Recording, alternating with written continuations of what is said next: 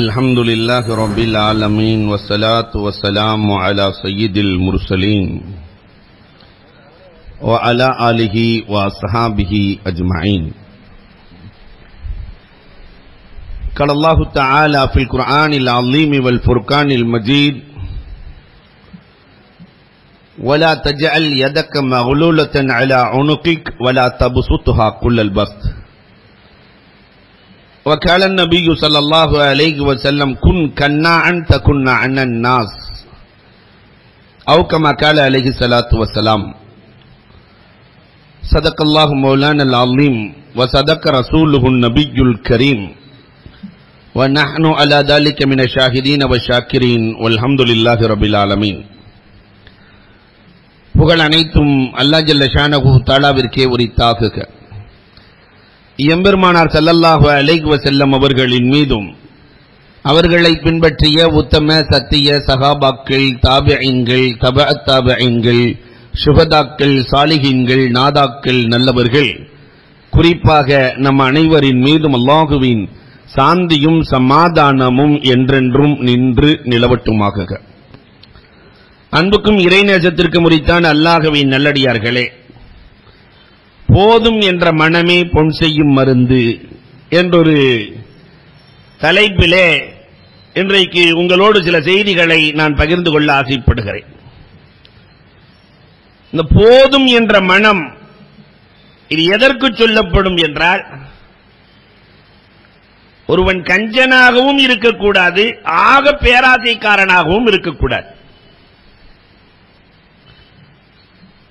சில பேர் ரொம்ப இறுக்கி பிடிக்கிற கஞ்சர்களாக, மார்க்கம் இதையும் விரும்பவில்லை. தவறை செய்தாவது எப்படியாவது மேலே எழுந்து விட வேண்டும். நிறைய பேத்துக்கு ரொம்ப சீக்கிரமா பணக்காரன் ஆயிட்டு ஒரு பள்ளிவாசல கட்டி இஸ்திக்பார் செஞ்சிட வேண்டியதான் முடிவு பண்ணியே இருக்கிறாங்க. இது அல்ல அன்பிற்குரியவர்களே, அல்லாஹ் கொடுத்தது நமக்கு நிறைவானது என்று ஏற்றுக்கொள்ளுகிற மனம், இதற்கு பேர் தான் கனாஆ, போதும் என்ற மனம். தமிழிலே ஒரு கதை ஒன்று கூட சொல்லுவார்கள். ஒரு நாள் தேங்காய் வியாபாரத்துக்காக 1 லட்சத்தை எடுத்து கட்டி கொண்டு சென்றாராம். பெரிய பேராசைக்காரன். 1 லட்சத்தை வச்சுட்டு தேங்காய் வியாபாரம் செய்து பெரிய ஆளாயிரணும், சீக்கிரம் பெரிய ஆளாயிரணும். இன்னைக்கு நிறைய பேர் அது மாதிரி நினைக்கிறது உண்டு. சீக்கிரம் பெரிய ஆள் ஆகணும். தேங்காய் வியாபாரத்திற்காக சென்று கடையில் போய் தேங்காய் கேட்டிருக்கிறார். ஒரு தேங்காய் 10 ரூபா, இந்த கணக்கில் எடுத்துக்கங்க. ரொம்ப அதிகமா இருக்கே. மண்டியில இருந்து நான் வாங்கிட்டு வந்து விற்கிறேன், மண்டியில போய் வாங்கினா 8 ரூபாய்க்கு தருவாங்க. நேரம் ஆட்டோ வச்சுட்டு மண்டிக்கு போயிருக்கான். மண்டியில போய் தேங்காய் எவ்வளவு? 8 ரூபா. ரொம்ப அதிகமா இருக்கே. நான் பொள்ளாச்சியில தான் வாங்குறேன், அங்க வாங்கினா 5 ரூபா. சென்னையில இருந்து பொள்ளாச்சி கிளம்பிட்டான். என்ன கையில 1 லட்சம் ரூபா இருக்கே. அங்க போய் கேட்டிருக்கிறான் மண்டியில, பொள்ளாச்சியில. ஆமாங்க 5 ரூபா. ரொம்ப அதிகமா இருக்கே. வியாபாரிகளுக்கு உள்ள பழக்கம் தானே. இல்ல, இந்த மரத்துக்காரன்ட்ட வாங்கினா 3 ரூபா தான். நேரம் மரத்துக்காரன்ட்டே போயிட்டான். ஆத்தோரமாக ஏராளமான தென்னை மரங்கள் நின்று கொண்டிருக்கிறது. ஏராளமான தென்னை மரம். மரத்துக்காரன்ட்ட போனோம்னா எவ்வளவு? 3 ரூபா. நீயே மரத்துல ஏறி பறிச்சீங்கன்னா 1 ரூபா. என்ன செய்யற? நீயே ஏறி பறிச்சா 1 ரூபா. பார்த்தான், இடுப்புல 1 லட்சம் இருக்கு. மேல ஏறியாச்சு. இவனுக்கு ஏற தெரியாது. தண்ணி ஆற்றிலே கரை புரண்டு ஓடிக்கொண்டிருக்கிறது. அந்த தென்னை மரம் பார்த்தா அப்படி ஆத்துக்குள்ள அப்படி வளைஞ்சு மேல ஏறுது. மேல ஐயா ஏறிட்டார். ஏறி தேங்காயை பறித்துக் கொண்டிருக்கிற போது திடீர் என்று கை நழுவி கீழே விழுகிற சூழல் வந்தது. கப்புன்னு ஒரு கொப்பை பிடிச்சிட்டான். தென்னை மட்டையை பிடிச்சி தொங்கிட்டு இருக்கிறான். கீழே விழுந்தா ஆத்துக்குள்ள விழுகணும். ஆத்தை ஒட்டி தொங்கிக் கொண்டிருக்கிறான். இந்த நேரத்தில் ஒரு யானை பாகன் யானையை ஓட்டிக்கொண்டு கடகடையா போய் பிச்சை எடுப்பான யானை பாகன். அதை யானையை குளிப்பாட்டிட்டு இருக்கிறான். அவனை கூப்பிட்டுருக்கான், வா யானையை வச்சு நிறுத்தி என்னை தூக்கிடு, உனக்கு 10,000 ரூபாய் தர்றேன் இருக்கான். யானை பாகன் பார்த்தான், 10,000 ரூபாயா? நம்ம காலம் புள்ள மாத புள்ள அலைஞ்சாலும் கிடைக்காதுன்னு சொல்லிட்டு நேரா யானை மேல ஏறி அவனை பிடிக்க, இந்த யானை இந்த தண்ணியை பார்த்து மிரண்டு யானை நகர்ந்துருச்சு. பார்த்தா மேல நின்றுட்டு இருக்கிற யானை பாகன் அவன் காலை பிடிச்சு தொங்குறான். யானை பாகன் அவன் காலை பிடிச்சு தொங்குறான். யானை பாகன் சொன்னானா 10,000 ரூபாய் தர்றேன், என்னை விட்டுறாத, கைய கீய விட்டுறாத, உனக்கு 10,000 ரூபாய். தொங்கிக் கொண்டே இவன் சொன்னானாம்.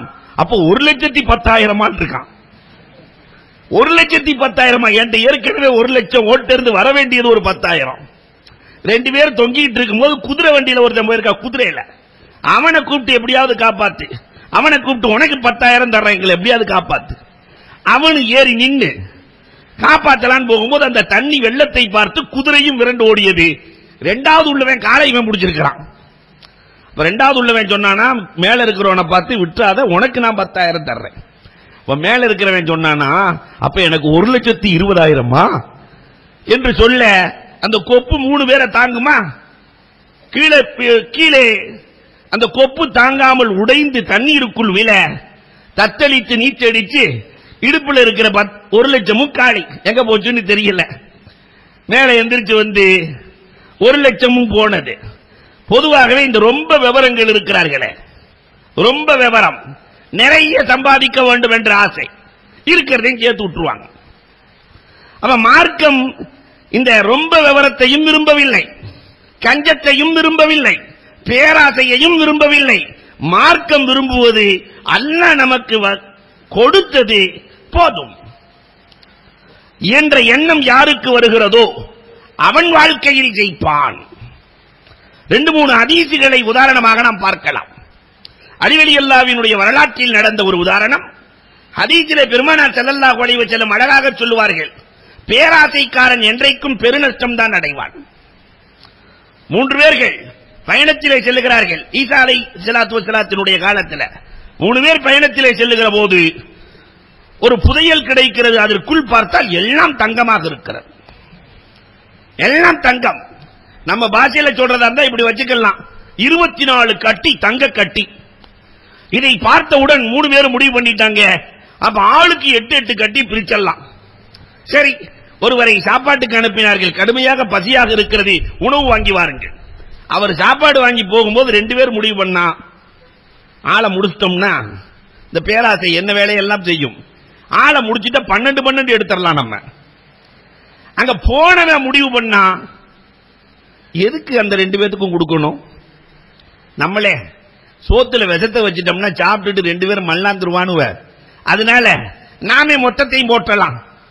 இவன் சாப்பாட்டிலே விஷத்தை வைத்து சாப்பாட்டை கொண்டு போகிற போது போன உடனே இவனை கொலை செய்து விட்டு அல்ஹம்துலில்லாஹ் ஆளுக்கு 12 கட்டியை பிரிச்சு வச்சுட்டு சாப்பிட்டான். சாப்பிட்ட இடத்துல படுத்துட்டான். பேராசைக்காரர்கள் அழிந்து போனார்கள். அதனால் எந்த பயனும் இல்லை. அலி ரலியல்லாஹுவிடத்திலே ஒரு தீர்ப்பு வந்ததாம். அலி ரலியல்லாஹுவிடத்திலே தீர்ப்பு வருகிறது. 3 பேர் பயணத்திலே போகிறார்கள். ஒரு ஆள்கிட்ட 5 ரொட்டி இருக்கு, ஒரு ஆள்கிட்ட 3 ரொட்டி இருக்கிறது, ஒரு ஆள்கிட்ட எதுவுமே இல்லை. 3 பேர் ஒண்ணா உட்கார்ந்து சாப்பிட்டாங்க. சாப்பிட்டு முடிச்ச உடனே எதுக்குமே கொண்டு வரவில்லையே, அவர் 8 திர்ஹத்தை எடுத்து கொடுக்கிறார். நான் எதுக்குமே கொண்டு வரல, அதனால உங்களுக்கு கொடுத்துட்டார். 8 திர்ஹத்தை 5 ரொட்டிக்காரர் 5 ரொட்டி தான் போட்டதால் 5 திர்ஹத்தை எடுத்தார். 3 ரொட்டி கொடுத்தவருக்கு 3 திர்ஹத்தை கொடுத்தார். ஒரு ஆள் 5 ரொட்டி, ஒரு ஆள் 3 ரொட்டி தானே. 5 ரொட்டிக்காரர் 5 திர்ஹத்தை எடுக்கிறார், 3 ரொட்டிக்காரருக்கு 3 திர்ஹம் கொடுக்கிறார். வந்ததே கோபம் 3 ரொட்டிக்காருக்கு, பேராசைக்காரர். எல்லாரும் சமமா தானே சாப்பிட்டோம், 4 திர்ஹம் தானே வரணும், அது என்ன நீ 5 எடுத்துக்கிட்டு எனக்கு 3 கொடுத்திருக்கிற, பெரிய பிரச்சனை. அலி ரலியல்லாஹுவிடத்திலே தீர்ப்பு செல்கிறது.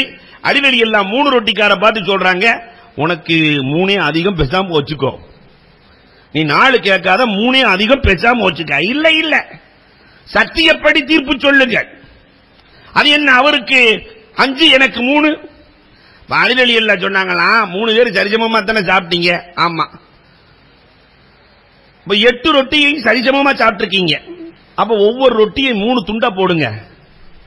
8 ரொட்டிக்கு எத்தனை துண்டு வரும் நீங்க தான் சொல்லணும். 8 3 24 துண்டு. 5 ரொட்டிக்காரர் 24 துண்டுல ஒவ்வொருத்தரும் 8 துண்டு சாப்பிட்டுருக்கீங்க. மொத்தம் 8 ரொட்டியை 3 துண்டா போட்டா 24ல ஒவ்வொருத்தரும் 8 துண்டு சாப்பிட்டுருக்கீங்க. 5 ரொட்டிக்காரர் 5 ரொட்டிய 3 துண்டா போட்டா எவ்வளவு வரும்? 15 துண்டு வரும். அதுல 8 துண்டு அவர் சாப்பிட்டிருக்காரு, பாக்கி 7 துண்டை இவருக்கு கொடுத்திருக்கிறார். இந்த 3 ரொட்டி கொண்டு வந்தவர் இருக்கிறாரே, அவர் ஒவ்வொரு ரொட்டியை 3 துண்டா போட்டாக்கா 3 9, அதுல 9ல 8 துண்டு சாப்பிட்டிருக்காரு, ஒரு துண்டு தான் இவர் கொடுத்திருக்கிறாரு. நியாயப்படி 8ல் 7 5 ரொட்டிக்காரருக்கு கொடுக்க வேண்டும், இந்த 3 ரொட்டிக்காரருக்கு ஒரு துண்டு கொடுக்க வேண்டும். இதுதான் நியாயம் என்றார்கள். இப்ப பேராசை என்றைக்குமே நஷ்டத்தில் தான் கொண்டு போய் சேர்க்கும் என்று வரலாறு எழுதுவார்கள். அன்பிற்குரியவர்களே, பேராசையும் கூடாது, கஞ்சத்தனமும் கூடாது. இரண்டிற்கும் இடையில் தாஹா ரசூல் எப்படி ஒரு பாதை அமைத்து கொடுத்தார்கள். அல்லாஹு அக்பர். வரலாறு திகைத்து நிற்கிறது. எவ்வளவு வேண்டாலும் சம்பாதிங்களாம் மார்க்கத்தில். அல்லாஹ் நீ சம்பாதிக்கிறதுல தடை கிடையாது. ஃபம்சுபி மனாகிபிஹா இதா குதியத்தி ஸலாத்து ஃபன்தஸிரு ஃபில் அர்த்.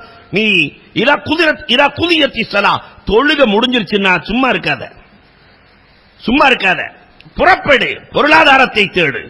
ஆனால் ஹராமின் பக்கம் செல்லாதே. ஒரே நேரத்திலே பெரிய ஆளாக வேண்டும் என்று நினைக்காதே. குறைவான லாபத்தை கொண்டு நிறைவாக அல்லாஹ் கொடுப்பதை பொருந்திக்கொள். கண்மணி ரசூல் எப்படி வாழ்ந்தாங்க, இன்னைக்கு இருக்கிற நிலை எப்படி இருக்கிறது? போதும் என்ற மனம். ரசூல் ஸல்லல்லாஹு அலைஹி வஸல்லத்தை 8 கட்டமாக நீங்கள் பிரித்து பாருங்கள். பெருமானார் எப்படி வாழ்ந்திருக்கிறார்கள்? பெருமானாரினுடைய உணவு இன்றைக்கு நம்முடைய உணவு. அல்லாஹு அக்பர். ஹதீசுக்களை வல்லுநர்கள் திகைத்து நிற்கிறார்கள். மா ஷபிஅ மின் ஹுபுஸின் வ ஸைத்தின் ஃபீ யௌமின் வாஹிதின் மர்ரத்தைன். பெருமானார் ரொட்டியை எண்ணெய் தொட்டு ஒரு நாளைக்கு 2 முறை சாப்பிட்டதில்லை. எதுக்கு? ரொட்டி பெரிய சால்னா கறி அது இது இல்ல, ஜைத்தூன் எண்ணெயை தொட்டு பெருமானார் ஒரு நாளைக்கு 2 முறை சாப்பிட்டதில்லை. அனஸ் ரலியல்லாஹு 10 ஆண்டு காலம் பணி செய்த அனஸ் ரலியல்லாஹு சொல்லுவார்கள், கண்மணி நாயகத்தினுடைய வீட்டில் சில நேரங்களில் தொடர்ந்து அடுப்பெரியாது. என்ன உள்ள எதுக்கும் இல்ல, தொடர்ந்து அடுப்பெரியாது. பக்கத்தில் இருக்கிற அன்சாரி தோழர் தான் கொண்டு வந்து கொடுப்பார். கொடுத்த பொருட்களையும் பெருமானார் தன்னை விட தேவையுள்ளவர்களுக்கு கொடுத்துவிட்டு பெருமானார் பசியோடு இருப்பார்கள். இது நாயகத்தினுடைய உணவின் முறை. அல்லாஹ் கொடுத்தது அல்ஹம்துலில்லாஹ் என்று பொருந்தி வாழ்ந்தார்கள். இன்னல் ஹலால யாதீக கூத்தா. பெருமானார் சொல்லுவார்களாம், ஹலால் கொஞ்சம் தான் வருமா, வல் ஹராம் யாதீக ஜஸாஃபன் ஜஸாஃபா, குவியல் குவியலாக ஹராமு தான் வரும், எனக்கு அல்லாஹ் கொடுத்தது போதும் என்பார்கள். இன்னைக்கு அந்த மனோநிலையில எத்தனை பேர் வந்திருக்கிறோம்? அன்புக்குரியவர்களை எண்ணி பார்க்க வேண்டும் இல்லையா? ஒரு நாளைக்கு 2 சால்னா வைக்கிற வீடெல்லாம் இருக்கு. அது என்ன, நேத்து சால்னா இன்னைக்கு, நேத்து குழம்பு, அதெல்லாம் முடியாது என்று மாற்றி பேசுகிற நாம் 5 நேரத்துக்கும் பிரியாணி, 7 நாளும் பிரியாணி சாப்பிடுற ஆள் நம் சமுதாயத்தில் இருக்கிறது இல்லையா? எப்பயுமே வயிறு நிறைந்தே இருக்க வேண்டும். அதனாலதான் பொண்ணு பார்க்க போகும்போது கூட நம்மால் சாப்பாட்டை தான் எல்லாமே திங்கிற ஐட்டமா தான் காட்டுவான். பொண்ணு எப்படி இருந்துச்சுன்னா லட்டு மாதிரி இருந்துச்சு அல்லது ஆப்பிள் மாதிரி இருந்துச்சு இல்லையா? எல்லாமே சாப்பிடுற ஐட்டம் தான். நான் அம்மா ஆடு இலைக்கு நம்மால் விளக்கம் கொடுத்தான், அம்மா ஆட்டை அறுத்து இலையில போடுங்க, என்ன சாப்பிட்டே பழக்கம். ஆனால் கண்மணி ரசூலுல்லாஹி ஸல்லல்லாஹு அலைஹி வஸல்லத்தினுடைய உணவின் முறை எப்படி இருந்தது? அல்லாஹு அக்பர். ஃபாத்திமா ரலியல்லாஹு தஆலா பெருமானார் ஸல்லல்லாஹு அலைஹி வஸல்லத்தினுடைய ஈரல் துண்டு இல்லையா? ஃபாத்திமா ரலியல்லாஹுவினுடைய உணவின் முறை தொடர்ந்து நோன்பு. இது அல்லாஹ் சொல்றான், சிலாகித்து சொல்லுகிறான் அல் குர்ஆனிலே. நோன்பு திறக்கலான்னு கொஞ்சம் ரொட்டி மாவு அரைச்சு ரொட்டி சுட்டு வச்சிருக்காங்க, கொஞ்சம் பேரிச்சம்பளம் இருக்கிறது. அந்த நேரத்தில் நோன்பு திறக்கிற நேரத்தில் ஒரு ஏழை வருகிறார், பசியாக இருக்கிறதுன்னாரு. அந்த நோன்பு திறக்க எவ்வளவு வச்சிருந்தாங்களோ அந்த ரொட்டி முழுக்க ஏழை இடத்தில் கொடுத்து விட்டார்கள். நமக்கு இந்த பேரிச்சம்பளம் போதும், இதுதான் போதும் என்ற மனம் போதும், எனக்கு எல்லாம் கொடுத்தது போதும். பேரிச்சம்பளத்தை சாப்பிட்டுக் கொண்டு 4 பேர்களும் நோன்பு திறக்கிறார்கள். அடுத்த நாள் பாத்திமா இவர் யார்ட்டையும் போகல, கேட்கல. அடுத்த நாள் மாவரைத்து ரொட்டி சுட்டு வைத்திருக்கிறார்கள். 2 ரொட்டிகள், 4 பேர்களுக்கு 8 ரொட்டி தயாராக இருக்கிறது. ஒரு யத்தீம் வருகிறார், கடுமையான பசியாக இருக்கிறது என்றார். யத்தீமை விட நமக்கு என்ன உணவு முக்கியம்? கொடுத்து விட்டார்கள். 3வது நாள் அதே மாதிரி நோன்பு துறக்கலாம். எப்படி இருந்திருக்கும்? 3 நாள் தொடர்ந்து வெறும் பேரித்தம்பழத்திலே நோன்பு என்றால் 3வது நாள் நோன்பு துறக்கலான்றதாக்கா ஒரு கைதி வருகிறார். நான் இப்பதான் விடுதலையாகி வர்றேன், எனக்கு வேலை இல்லை, சாப்பாடு கொடுங்க. கொடுத்ததற்கு பிறகு ஜிப்ராயில் அலைஹிஸ்ஸலாம் ரசூலுக்கு இறங்கி விட்டார்கள். நாயகமே, உங்கள் குடும்பத்தின் நிலை என்ன தெரியுமா? யுத்இமூன தஆம அலா ஹுப்பிஹி மிஸ்கீனோ வ யதீமோ வ அஸீரா இன்னமா நுத்இமுக்கும் லிவஜ்ஹில்லாஹ். அவங்க கொடுத்தது யாருக்கும் தெரியாது, இறைவனுக்காக எனக்காக கொடுத்திருக்கிறார்கள். போய் கவனிங்க, அவர்களை போய் பாருங்கள். இருக்கிற கொஞ்சம் பேரித்தம்பளம் போதும் என்று தன்னையே அவர்கள் தன்னுடைய உணவுப் பொருட்களை எல்லாம் கொடுத்து விட்டார்கள். இந்த நிலை நம் சமுதாயத்தில் வந்தால் ஏழையும் இல்லை, ஏழ்மையும் இல்லை. யாருமே இந்த சமுதாயத்தில் ஏழைகள் கிடையாது. நம்ம உறவுக்காரர்களை கவனிக்கிற சூழல் வந்தாலே போதும் இல்லையா? பெருமானாரினுடைய உணவு அந்த குடும்பத்தின் உணவு முறை கூட போதும் என்ற மனதோடு தான் இருந்தது. பெருமானாரின் உடை, அல்லாஹு அக்பர், நாயகத்தினுடைய உடை உங்களுக்கு வரலாறு தெரியுமா? பெருமானார் என்னைக்குமே 2 டிரெஸ்ஸுக்கு மேல வச்சதே இல்லை. பெருமானார் வஃபாத்தாகிற வரை 2 ஆடைக்கு சொந்தக்காரர் கண்மணி நாயகம் ஸல்லல்லாஹு அலைஹி வஸல்லம். இன்னைக்கு இருக்கிற நம்ம வீட்டு பெண்களுக்கு எந்த வீட்டுல 2 டிரெஸ் இருக்கோ 4 டிரெஸ் இருக்கோ அவங்க எல்லாம் அவுளியா. பார்த்தா உள்ள பார்த்தா பீரோ நிறைய 200 சேலை. அந்த 200 சேலைக்கு கீழே பார்த்தா நம்மாளினுடைய வேட்டி தாங்கிட்டு இருக்கும். அந்த சேலையை கீழே வேட்டியை போட்டு மேல உள்ள சேலை வச்சிடறோம் இல்லையா? எத்தனை டிரெஸ்ஸுக்கு சொந்தக்காரர்களாக நாம் இருக்கிறோம். இவ்வளவு இருந்தும் போதும் என்ற மனம் இல்லையே.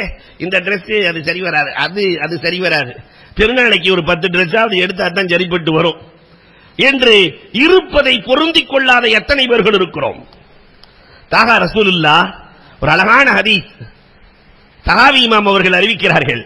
பெருமானார் ஸல்லல்லாஹு அலைஹி வஸல்லத்தினுடைய ஒட்டு ஆடையை பார்த்து ஒரு பெண்மணிக்கு பெருமானாரை பார்த்தவுடன் ஒட்டு ஆடையா தாகா ரசூலா நாம் தைத்துக் கொடுக்க வேண்டும் என்று தைத்துக் கொடுப்பதும் கூட பௌர்ணமி நிலவில் கொடுக்க வேண்டும், பெருமானார் போட்டு வர வேண்டும். பெருமானார் அழகா, பௌர்ணமி நிலவு அழகா என்று காண வேண்டும். நமக்கு எவ்வளவு ஆசை.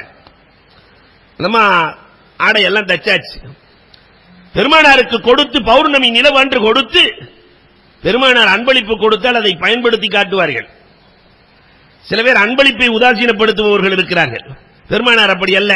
அந்த பழைய ஆடையை கழட்டி வச்சுட்டு புது ஆடையை போட்டுட்டு வர்றாங்க. பழைய ஆடை பெருமானார்ட்ட இருந்தது அவ்வளவுதான். புதிய ஆடையை போட்டுக் கொண்டு வருகிற போது சஹல் ரலியல்லாஹு தஆலா, நாயகமே இந்த ஆடை அழகாக இருக்கிறது. பெருமானார் அல்ஹம்துலில்லாஹ் என்றார்கள். இந்த ஆடை எனக்கு வேண்டும் என்று கேட்டுவிட்டார். இந்த ஆடை எனக்கு வேண்டும். நம்ம நல்ல டிரெஸ் போட்டுட்டு போயிட்டு இருக்கும் போது ஒருத்தர் வந்து டிரெஸ் நல்லா இருக்கு, அல்ஹம்துலில்லாஹ், இது எனக்கு வேணும்னா, நேற்று வரைக்கும் நல்லா தானே இருந்த, என்ன ஆச்சு, பாகாயத்துக்கு கூட்டு போக்குமா கீழ்பாக்கத்துக்கு கூட்டு போவோமான்றுவோம். ஆனால் தாகா ரசூலுல்லாஹி ஸல்லல்லாஹு அலைஹி வஸல்லம் அந்த ஆடையை கலட்டி கையிலே கொடுத்து விட்டு பழைய ஆடையை அணிந்து கொண்டார்கள். அந்த பெண்ணின் மனம் உடைந்து போனது. நேரா சஹல் ரலியல்லாஹு வராங்க, நான் வேற டிரெஸ் தச்சு தந்துடுறேனே, பெருமானாருக்கு அதை கொடுத்துருங்களேன். இல்ல முடியாது, நான் காசு தர்றேனே, பெருமானாருக்கு அந்த ஆடையை கொடுத்துருங்களேன், நான் அழகு பார்த்த ஆடை இல்லையா, பௌர்ணமி நிலவு பெருமானாருக்கு முன்னால் தோற்று போன ஆடை இல்லையா, கொடுத்துருங்களேன். முடியாது. முஆத் இப்னு ஜபல் ரலியல்லாஹு வருகிறார்கள். சஹல், என்ன காரியம் செய்திருக்கிறீர்கள்? ஆசையாக அந்த பெண்ணுக்கு கொடுத்து அந்த பெண் கொடுத்த ஆடையை நீங்கள் இப்படி வாங்கிக் கொண்டீர்களே. சஹல் ரலியல்லாஹு சொன்னாங்க, இல்ல பெருமானார் ஸல்லல்லாஹு அலைஹி வஸல்லம் என்ன பார்த்து சொன்னாங்க, என்ன கொஞ்ச நாள்ல நீ மௌத்தாயிருவேன்னு சொன்னாங்க, இஷாராவா. பெருமானார் அணிந்த ஆடையோடு நான் அடக்கப்பட்டால் கபரின் வேதனை இருக்காதே, அதற்காகத்தான் ரசூலிடத்திலே நான் வாங்கிக் கொண்டேன், அதற்காகத்தான் நான் பெற்றுக் கொண்டேன். இல்லை என்றே சொல்லாமல் கொடுத்து விட்டு ஏழ்மையோடு 2 ஆடை போதும் என்று வாழ்ந்தவர்கள் கண்மணி நாயகம் ஸல்லல்லாஹு அலைஹி வஸல்லம். இன்னைக்கு நம்மள எத்தனை பேர் அப்படி அந்த நிலைக்கு வந்திருக்கிறோம். ஆனா நம்முடைய முன்னோர்கள், நம்முடைய அத்தாமாரு, அவங்க அத்தாமாரு, நம்முடைய இல்லையா பாட்டன்மார்கள் வாழ்ந்தார்கள். அல்லாஹு அக்பர். 7 ஸ்பின்னிங் மில்லுக்கு சொந்தக்காரர். இளையாங்குடியை சார்ந்த ஓபி அப்துல் காதர் என்பவர் 7 ஸ்பின்னிங் மில், 3 டிரெஸ்ஸுக்கு மேல இல்ல.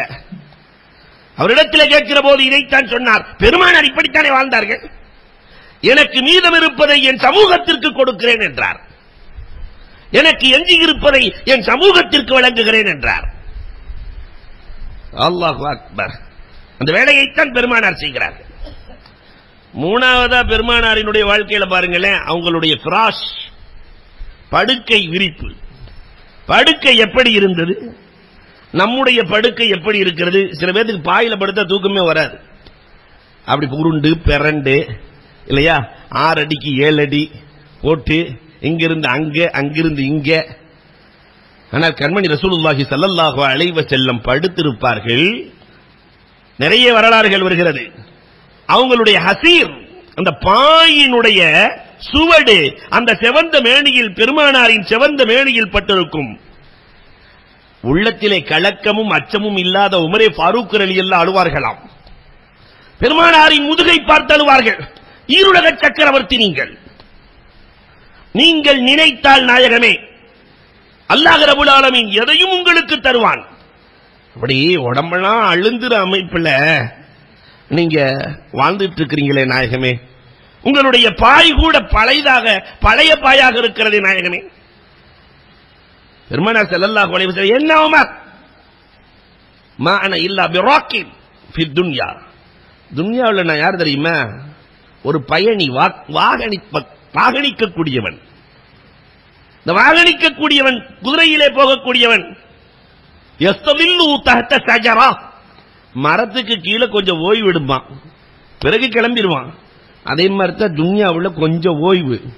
இந்த ஓய்வுக்கு இது போதும் உமரே, இந்த ஓய்வுக்கு இது போதும் உமரே, என் சமூகத்தை நான் தூக்கி பிடிக்க வேண்டியிருக்கிறது சொன்னார்களே.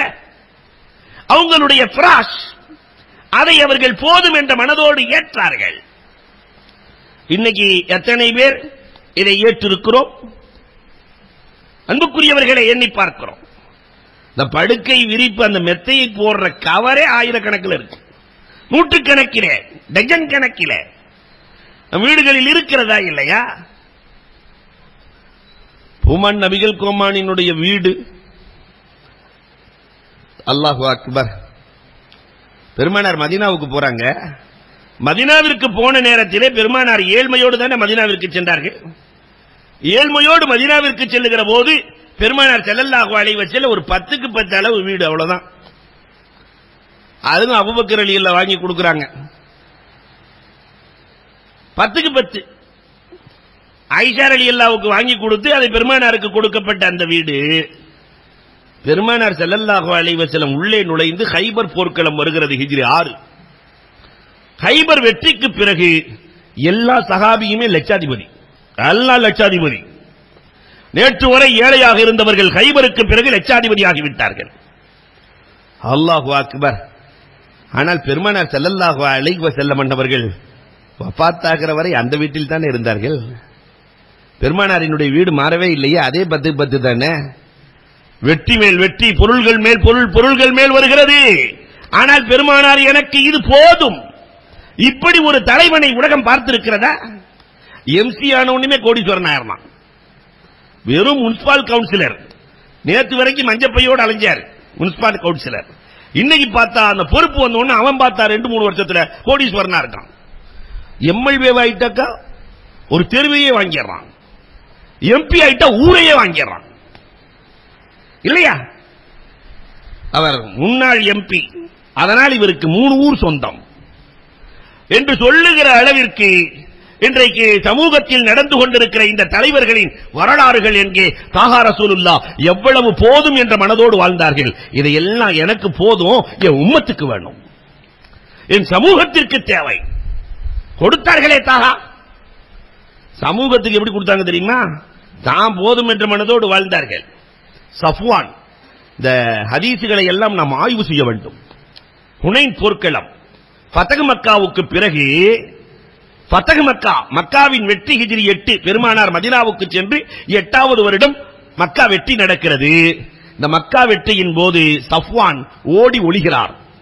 காரணம், நிறைய சஹாபிகளை கொன்று குவித்தவர். சஃப்வான் ஓடி ஒளிகிறார். உமர் ரலியல்லாஹுக்கு சஃப்வானுக்கு நெருக்கம், நண்பர்கள். உமர் ரலியல்லாஹு ரசூலுல்லாஹ்ட்ட கேக்குறாங்க, நாயகமே அந்த சஃப்வானுக்கு கொஞ்சம் அடைக்கலம் கொடுக்க வேண்டும் நாயகமே. எந்த சஃப்வான்? என் பிலால் பாங்கு சொல்லுகிற போது கருங்குரங்கின் சப்தம் என்று சொன்ன சஃப்வானா? பெருமானார் கேட்கிறார்கள், என் பிலால், அந்த சஃப்வான் தான் நாயகமே, நீங்கள் அடைக்கலம் அளிக்க வேண்டும். பெருமானார் ஸல்லல்லாஹு அலைஹி வஸல்லம் உமர் ரலியல்லாஹு கேட்கிறார்களே என்பதற்காக அடைக்கலம் அளிக்கிறார்கள். நேரா உமர் ரலியல்லாஹு போனாங்க. சஃப்வான் வா. சஃப்வான் சொல்றாரு, இந்த வேலையெல்லாம் வேணாம், கொண்டு போய் என்னை கொலை செஞ்சிருவீங்க, நான் பல பேர்த்து போட்டிருக்கிறேன், கொண்டு போய் என்னை கொலை செய்யறதுக்காக போறீங்க. இல்ல, ரசூலுல்லாவின் தலப்பாகையை கொண்டு வந்திருக்கிறேன், உனக்கு அடைக்கலம் உண்டு. உமர் ரலியல்லாஹு என்ன சொல்லியும் சஃப்வான் வர்ற மாதிரி தெரியல. உமருக்கே ஒரு பாணி இருக்கு. வரலன்னு சொன்ன உடனே கைத்தெடுத்து கட்டினாரு, தோல்ல தூக்கி போட்டு கொண்டு வந்துட்டார். ஆளை தூக்கி தோல்ல போட்டு கொண்டு வந்து ரசூலுல்லாஹ்வுக்கு முன்னாடி நிறுத்துறார். அந்த சஃப்வானினுடைய நெஞ்சில எவ்வளவு தில்லு தெரியுமா? முஹம்மதே, என் உயிர் போனாலும் ஈமான் கொள்ளுவேன் என்று மட்டும் நினைக்க வேண்டாம், உம்மை நபியாக ஒரு காலமும் ஏற்றுக்கொள்ள மாட்டேன். இந்த இடத்திலே என் உயிர் போனாலும் பரவாயில்லை, நாம இருந்தா என்ன செய்வோம்?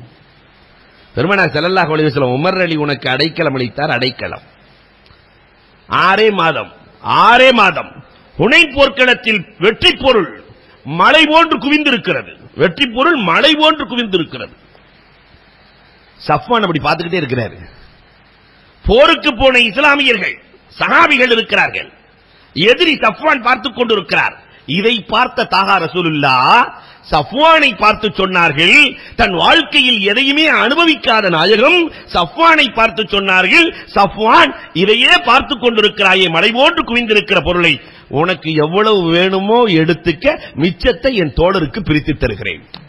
இது முழுவதும் வேண்டுமானாலும் உனக்கு நீ எடுத்துக் கொள்ளலாம், எவ்வளவு வேண்டுமோ எடுத்துக்கொள். சஃப்வான் நடக்கவில்லை. சாயில நபி நபியின் பக்கம் விரைந்து வந்தார், கட்டி அணைத்தார். ஒரு நபியை தவிர இந்த வார்த்தையை உலகத்தில் யாரும் சொல்ல முடியாது. தனக்கும் தன் தோழர்களுக்கும் தேவை இருக்கிற போது அனைத்தையும் நீ வைத்துக்கொள் என்று சொல்லுகிற ஆற்றல். அஷ்ஹது அல்லா இலாஹ இல்லல்லாஹ் அன்னக ரசூலுல்லாஹ் என்று ஏகத்துவத்தை சஃப்வான் ஏற்றார். வரலாறு பேசு. பெருமானார் அள்ளி கொடுத்தார்கள். பஹ்ரைனிலிருந்து வந்த மாதிரி ஒரு வெற்றி பொருள் உலகத்தில் எப்பயுமே வரல. பெருமானாருக்கு வரல, பெருமானாரின் வஃபாத் வரைக்கும் வரல. பள்ளிவாச மஸ்ஜிது நபி, அதை ஒட்டி ரசூலுல்லாஹ்வுடைய வீடு, ரசூலுல்லாஹ்வுக்கு வீட்டுக்கு வெளியில காம்பவுண்ட், காலி இடம் உகது மலை மாதிரி குமிஞ்சிருச்சான், ஒரு குன்று மாதிரி குமிஞ்சிருக்கிறது. பஹ்ரைனிலிருந்து வந்த பொருள். இமாம் புகாரி திகைப்போடு எழுதுகிறார்கள். போன சஹாபி வந்த சஹாபிக்கெல்லாம் உனக்கு எவ்வளவு வேணுமோ எடுத்துட்டு போ, உனக்கு எவ்வளவு வேணுமோ எடுத்துட்டு போ. இப்படி சொன்ன தலைவர் உண்டா? ஒரு கிராமவாதி சொல்லிட்டே எடுத்துட்டு போனாராம். வறுமையை பற்றி பயப்படாத தலைவன் கொடுத்து கொண்டிருக்கிறார், எடுத்து செல்லலாம். எங்கள் தலைவன் வறுமையை பற்றி பயந்ததே இல்லை, லா யக்ஸல் ஃபக்கர், எடுத்து செல்லலாம். எல்லாம் எடுத்துட்டு போறாங்க. அதுல அப்பாஸ் ரலியல்லாஹு மட்டும் சக்திக்கு மேல தூக்குறாங்க, கொஞ்சம் பேராசை. பெருமானாரையே தூக்கி விட சொன்னாங்களாம். எல்லாத்தையும் அம்மிக்கு போட்டு, நாயகமே கொஞ்சம் தூக்கி விடுங்களேன்னு. ரசூலுல்லாஹ் சொல்லிட்டாங்க, இந்த வேலையெல்லாம் ஏன்ட்டாகாது.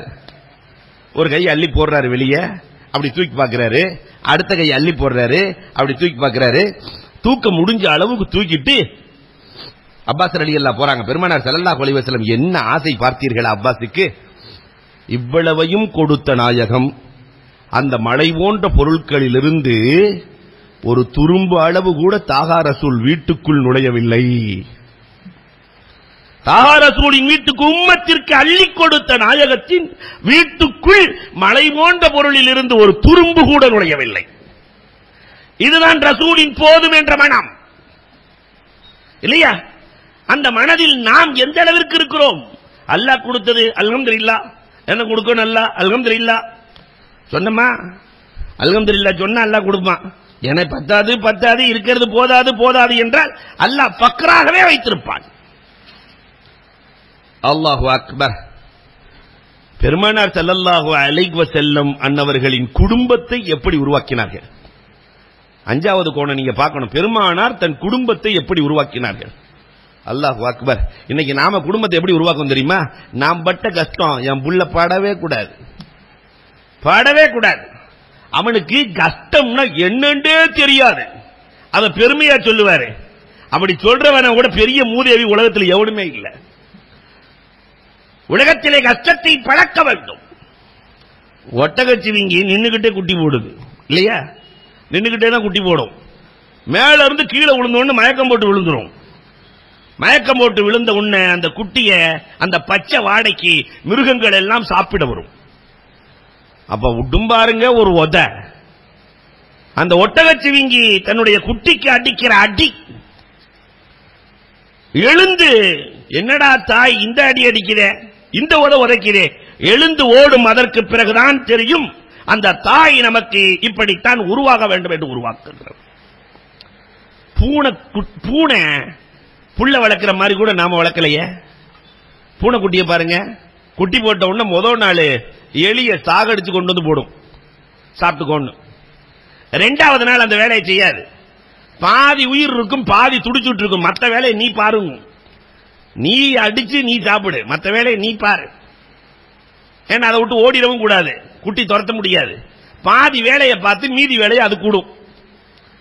மூணாவது நாள் வேட்டைக்கே கூட்டிட்டு போயிடும். வா நீ வா போலாம், எப்படி வேட்டையாடுறேன்னு பாரு வா. ஒரு சில நாட்களில் அதனால அஜர்த்து மூணாவது நாள் சொல்லிட்டாருன்னு கரெக்டா போய் ஒவ்வொரு நாள் இது நடக்குதா அப்படின்னு அஜர்த்து மூணாவது நாள் சொல்லி இருக்கிறாரு. முதல் நாள் இது, இரண்டாவது நாள் இது இல்ல, கொஞ்சம் கொஞ்ச நாள். அடுத்து இந்த பூனை இருக்கிறதே வேட்டைக்கு போய் குட்டியை விட்டுட்டு வந்துடும், குட்டியை விட்டுட்டு வந்துடும். ஆனா நாம மட்டும்தான் சாகுற வரைக்கும் சுமக்கிற ஆள் யாருன்னா நம்மால் மட்டும்தான். என் புள்ள கஷ்டப்படக்கூடாது, என் புள்ள கஷ்டப்படக்கூடாது, என் புள்ள எதுவும் செய்யக்கூடாது என்று நினைத்துக் கொண்டிருக்கிற இந்த சூழலில் அல்லாஹு அக்பர், கண்மணி ரசூலுல்லாஹி ஸல்லல்லாஹு அலைஹி வஸல்லத்தினுடைய வரலாறுகளை பார்க்கிறோம். உலகத்தில் இருக்கிற எல்லா ஜீவராசிகளுமே பிள்ளைகளுக்கு கஷ்டத்தை தான் பழக்கும். நீங்க கழுக பார்த்திருக்கீங்களா? அது குஞ்சு பொறிச்சு லேசா ரெக்க முளைக்கும் போதே கீழே தள்ளிரும், மேல கூடு கட்டி கீழே தள்ளிரும். அது கீழே விழுகும் போது ஜல்லுன்னு வந்து பிடிச்சிட்டு போயிடும், மீண்டும் தள்ளும். அதற்கு பிறகுதான் குஞ்சுக்கே தனக்கு ரெக்கை இருக்கிறது, தாயை போல பறக்க வேண்டும் என்று பறக்குமா, ஆளை கீழே தள்ளிரும். அதே மாதிரி பையன் அந்த தகுதிக்கு வருகிற போது பையனுக்கு கஷ்டத்தை சொல்லித்தர வேண்டாமா? இந்த வருஷம் +2 மார்க்ல கொஞ்சம் கம்மியாயிட்டதுனால தற்கொலைக்கு சென்றவர், நீங்க எல்லாம் பத்திரிகையில பார்த்திருக்கலாம். எல்லாம் தீய ஊத்தி குளிச்சாச்சு. கேட்கிறாங்க ஏன் தற்கொலை செய்தாய்? இல்ல எங்க அத்தா டாக்டருக்கு படிக்க சொன்னாரு, எங்க அம்மா டாக்டருக்கு படிக்க சொன்னாங்க, மார்க் கொஞ்சம் கம்மியாச்சு, அதனால தற்கொலைக்கு நான் சென்று விட்டேன். கஷ்டத்தை பழக்காமலே வளர்த்ததால் கொஞ்ச சோகங்களை கூட தாங்க முடியாமல் தற்கொலைக்கு செல்கிறார்கள். ஆனா மார்க்கம் அப்படி அல்ல, கஷ்டத்தை பழக்கு. பெருமானார் ஸல்லல்லாஹு அலைஹி வஸல்லம் தன் குடும்பத்திற்கு எவ்வளவு கஷ்டத்தை உருவாக்கினார்கள். தன் அன்பு மகள் பாத்திமா ரலியல்லாஹு தஆலா, பாத்திமா ரலியல்லாஹுவினுடைய வரலாறு நிறைய, அதுல 1-2 வரலாறை நான் உங்களுக்கு சொல்லுவேன். அன்பு மகள் பாத்திமா ரலியல்லாஹு, அல்லாஹு அக்பர், கடுமையான பசி, 3-4 நாள் ஆச்சு சாப்பிட்டு. தகப்பனார்ட்ட பாப்பா ஊருக்கே கொடுக்குறீங்களே, எனக்கு ஏதாவது கொடுக்கலாமே என்று கேட்க, கண்மணி ரசூலுல்லாஹி ஸல்லல்லாஹு அலைஹி வஸல்லம் அல்லாஹ்விடத்திலே கையேந்துகிறார்கள். அல்லாஹும்ம யா முஸ்பி அல் ஜூஆ வ ராஃபி அல் வலிஆ யா ராஃபி அல் வலிஆ இர்ஃபா ஜூஆ ஃபாத்திமா. பசியை அகற்றும் ஆற்றல் படைத்தவனே, நான் மக்களிடத்திலே கேட்டு என் பிள்ளைக்கு கொடுக்க விரும்பவில்லை. பசியை கொடுத்தவன் நீதானே, பசியை எடுத்துவிடு. என் மகள் பாத்திமாவிடத்திலிருந்து பசியை எடுத்துவிடு. அதற்கு பிறகு பாத்திமா ரலியல்லாஹுவுக்கு பசியே எடுத்ததில்லை. வரலாறு பேசுகிறது. பெருமானார் ஸல்லல்லாஹு அலைஹி வஸல்லம் புள்ள கேட்ட உடனே, அதுக்கு சாதாரண புள்ள இல்ல, பாத்திமா சொர்க்க தலைவி, செல்ல புள்ள. 7 புள்ள ரசூலுக்கு, 6 மௌத்தா போச்சு, ஒரு புள்ள மட்டும்தான் இருக்குது பாத்திமா ரலியல்லாஹு. அப்ப நாம இருந்தா என்ன செஞ்சிருப்போம்? ஒரு புள்ள இருந்தா எவ்வளவு செல்லமாக வளர்த்திருப்போம். அல்லாஹு அக்பர். பெருமானார் ஸல்லல்லாஹு அலைஹி வஸல்லத்தினுடைய வாழ்க்கை இல்லையா? பாத்திமா ரலியல்லாஹுவுக்கு கொடுக்கல. பெருமானார் ஸல்லல்லாஹு அலைஹி வஸல்லத்தினுடைய மனைவிமார்கள்லாம் ஒன்னு சேர்ந்து மீட்டிங் போட்டாங்க, நீங்க கொடுத்த காசு பத்தலன்ட்டாங்க. பெருமானார் ஸல்லல்லாஹு அலைஹி வஸல்லத்திற்கு அல்லாஹ் போதிக்கிறான், பத்தலையா இன் குன்துன்ன துரிதுனல் ஹயாத்தத் துன்யா, இந்த உலகத்து மேல ஆசை இருந்துச்சுன்னு சொன்னாக்கா இந்த மனைவியே வேணான்னு சொல்லிருங்க நாயகமே. 9 பேர் வேணாம், அந்த நேரத்தில் 9 பேர் இருக்கிறாங்க, 9 பேர் வேணாம், வேறு மற்றவர்களை நீங்கள் மணமுடியுங்கள். நேரா ஆயிஷா ரலியல்லாஹு கூப்பிட்டு சொன்னாங்க, பெருமானார் ஸல்லல்லாஹு அலைஹி வஸல்லம், அல்லாஹ் இப்படி சொல்லிட்டான், ஆயிஷா நீ உங்க அத்தா அம்மாட்ட ஆலோசனை கேட்டு வா, நான் கொடுக்கறது போதும்னு ஏத்துக்கிறியா, என் கூட வாழ்றியா அல்லது கிளம்பிடுறியா? ஆயிஷா ரலியல்லாஹு சொன்னாங்க, நாயகமே நீங்க காசே கொடுக்காட்டி உங்க கூட இருந்துடுறேன், காசை வானா உங்க கூட இருக்கிறேன். சொன்ன ஆயிஷா ரலியல்லாஹு அடுத்து பெண்களுக்கே உரித்தான பாணியில ஒரு பிட்ட போட்டாங்க, நான் சொன்ன பதில யார்ட்டையுமே சொல்லிடாதீங்க நாயகமே, மத்தவங்க என்ன சொல்றாங்கன்னு பார்க்கலாம். நான் சொன்ன பதில யார்ட்டையுமே சொல்லிடாதீங்க, மத்தவங்க என்ன சொல்றாங்க பார்க்கலாம். பெருமானார் நேரா போனாங்க, ஹப்சா ஆயிஷா இப்படி சொன்னாங்க நீங்க என்ன சொல்றீங்க, ஆயிஷா இப்படி சொன்னாங்க நீங்க என்ன சொல்றீங்க, ஆயிஷா இப்படி சொன்னாங்க நீங்க என்ன சொல்றீங்க, எல்லாரும் எனக்கு பணம் வேண்டாம் போதும் நாயகமே. பெருமானார் ஸல்லல்லாஹு அலைஹி வஸல்லம் அவர்கள் உருவாக்கிய குடும்பம் இப்படி, பெருமானார் உருவாக்கிய தோழர்கள். அல்லாஹு அக்பர். சௌபான் லா தஸ்அலின் நாஸ், அல்லாஹ் கொடுத்தது போதும் என்று நினை, மக்களிடத்தில் நீ எதையும் எதிர்பார்க்காதே. சௌபான் அப்படி எதிர்பார்க்காமல் இருந்தால் சொர்க்கத்திற்கு நான் பொறுப்பு. அந்த சௌபான் தன் மனைவியிடத்திலே தண்ணீர் கொடுங்கள் என்று கூட கேட்டதில்லை. பெருமானார் சொல்லி இருக்கிறார்கள், யாரிடத்திலும் எதிர்பார்க்காதே என்று. அதனால் நான் செய்து கொள்கிறேன். சாட்ட கீழே விழுந்துச்சுன்னா அவங்களே எடுப்பாங்களாம். காபி இப்னு உஜ்ரா ரலியல்லாஹு தஆலா வருகிறார்கள், நாயகமே சொர்க்கத்தில் நான் உங்களோடு இருக்க வேண்டும், அதற்கு என்ன செய்ய? பெருமானார் சொன்னார்கள், குன் கன்னா அன் தகுன அனன்னாஸ், குன் கன்னா அன், நீ போதும் என்ற மனதோடு வாழ், சொர்க்கத்தில் என்னோடு இருப்பாய். உனக்கு அல்லாஹ் கொடுத்தது போதும் அல்ஹம்துலில்லாஹ், நீ நினை சொர்க்கத்தில் என்னோடு இருப்பாய். பெருமானார் நடத்திய அரசாங்கம் போதும் என்ற மனதோடு தானே நடத்தினார்கள். அல்லாஹு அக்பர். எனக்கு போதும், இந்த உம்மத்துக்கு வச்சுக்க. 4 ஆடு கேட்டு வர்றார் ஒரு கிராமவாசி, இமாம் புகாரி அறிவிப்பார்கள். பெருமானார் வான்னு கூட்டு போவாங்க, 4 ஆடா, இதோ 2 மலைகளுக்கு இருக்கிற இடையில் இருக்கிற மந்தையை வைத்துக் கொள் என்பார்கள். அவர் நினைச்சு வந்தது 4, ஆனா மந்தையை கொடுத்த நாயகம் வீட்டிலே பசி வாடியது. 4000 ஆட்டை கொடுத்த நாயகத்தின் வீட்டில் பசி. தன் தோழர்களை எப்படி உருவாக்கினார்கள்? ஆயிஷா ரலியல்லாஹுவுக்கு மாவியா ரலியல்லாஹு 1 லட்சம் திரகம் கொடுத்து அனுப்புறாங்க. காலையில 1 லட்சம் திரகம் வருது. அந்த ஆயிஷா ரலியல்லாஹு நமக்கெல்லாம் அப்படி வந்தா என்ன செய்வோம்? அம்புட்டு லாக்கர் ஈக்கர் எல்லாம் போட்டு மூடி, சில அரசியல்வாதி வீட்டை தோணுனா எங்க தோணுனாலும் பணமா வருது, எங்க தோணுனாலும் பணமா வருது. ஆயிஷா ரலியல்லாஹு காலையில இருந்து பரீரா ரலியல்லாஹு வச்சு எல்லாத்துக்கும் சப்பலை. மகரிபுக்குள்ள எல்லா காத்தும் முடிஞ்சு. பரீரா சொன்னாங்க, ஐசா நீங்க நோன்பு வச்சிருக்கீங்க, வீட்டுல நோன்பு திறக்க ஒண்ணும் இல்லைன்னாங்களாம்.